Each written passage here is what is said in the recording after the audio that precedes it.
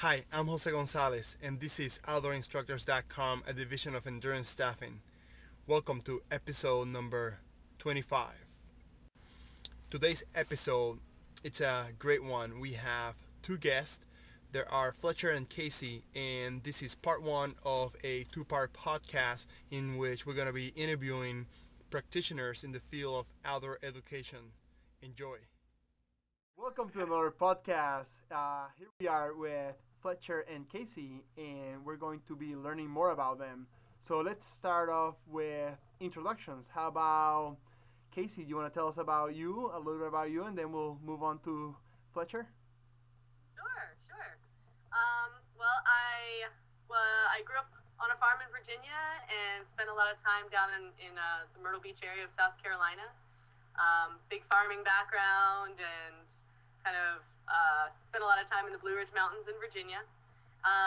Spent a few years as an environmental consultant in Murrells Inlet, South Carolina, and decided I needed something bigger and something that would have a little bit more impact and get me working with people and introducing them to the environment. So I picked up and I moved out to Kodiak Island, Alaska, and was a kayak guide out there for a couple of years.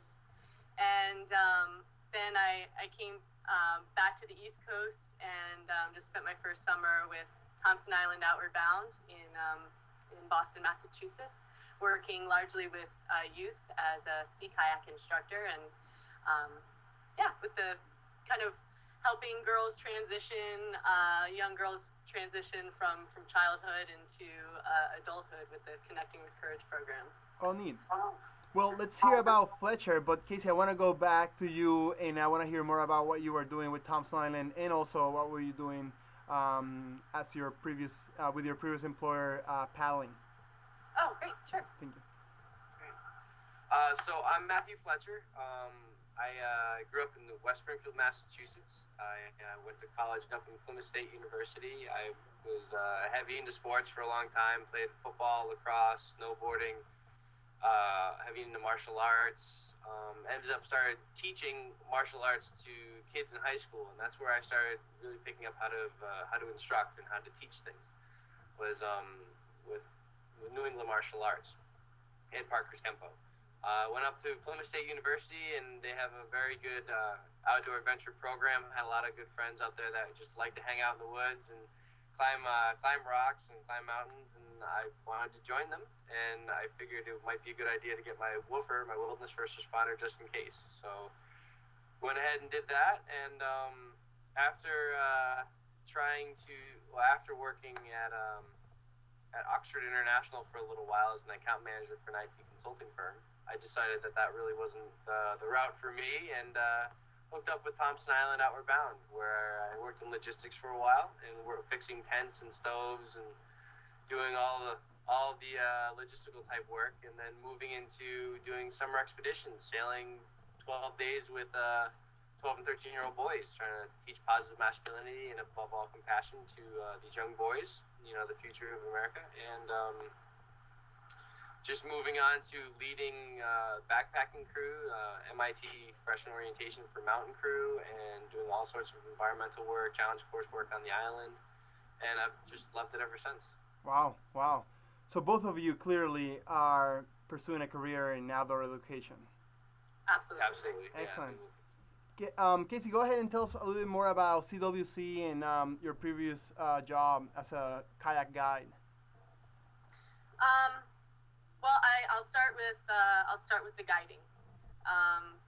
When I moved out to Kodiak, Alaska, 2 summers ago, so it was like 2008, and was working with a small company called Orcas Unlimited, and it had been run by one guy for like 5 years, and I was the first person he hired on, and kind of stepped immediately into the role of a lead guide, and so I had people of all experience levels coming out and getting to experience the wilderness of Alaska. And my job was, to teach basic kayak instruction to keep people safe and to kind of facilitate an experience with nature, to sort of instill a sense of appreciation for without imposing any sort of regulations or that sort of thing. And it was big. It was dangerous at times, and the waters out there would change in an instant. So I'm constantly having to be on my toes, especially with people with literally no experience at all. And that transferred really well coming to Thompson Island, dealing with the youth, with kids who, most of them don't have any experience with the water, not even being on a ferry, let alone being in a kayak. So as far as stepping into the Connecting with Courage program, girls of the age between 11 to 14 have difficulty in finding themselves. They're trying to find some sort of personal identity and have developed positive female communities, and but it seems as though like in our society they're starting to lose their voices and have difficulty maintaining a sense of who they are, and so and having any sort of self-reliance too. So what we do is we take them out on a 12-day sea kayaking expedition throughout the Boston Harbor. We visit different islands, as many as we can, and camp out there. And we take them through this whole process, starting with the training phase, where we're teaching them how to kayak, how to set up camp, teaching them about leave no trace ethics and things of that nature. And then as they start to develop as a group and as individuals, they sort of graduate into the main phase, where they're sort of doing things on their own, still asking a lot of questions. We're still giving them information, but little by little, they're sort of pulling away and being their own community, and we start taking a step back as instructors. And then they finally get into the final phase, where they're leading their own trip, and we're just there simply to maintain safety. Yep. And so it's been incredible being a part of that, and seeing these girls show up, hardly wanting to carry their own luggage and having a hard time stepping away from their parents, to finding that voice and being their own person, knowing that they can get through challenging situations, and sense of confidence that they have. It's just written all over them, and it's been an absolutely amazing program to be a part of. That's great. That's amazing. Fletcher, how about you?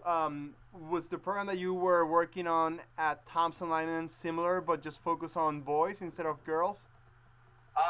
Yeah, actually, CWC was the original program that started up, and then they realized that 12 and 13-year-old boys are very similarly need that sort of attention, where they're a lot like sponges. They're going to be absorbing so much of their community and their influence through the media. At that time, that they created a Passages program. Okay.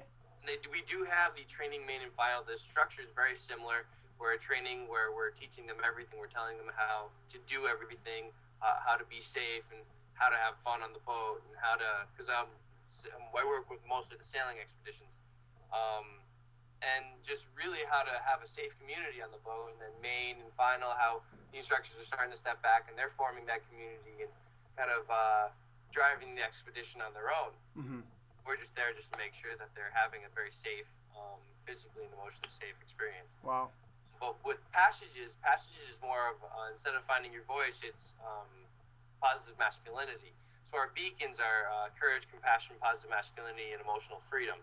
And these things that, beacons are these things that will help guide these young boys to being positive males in society and really leading a happy life, and making sure that the people around them in their community that they're making sure that they're supported and that they can feel successful and happy as well. So that's mainly the boys that I've been working with. That's amazing. I'm interested in knowing now what's next for both of you.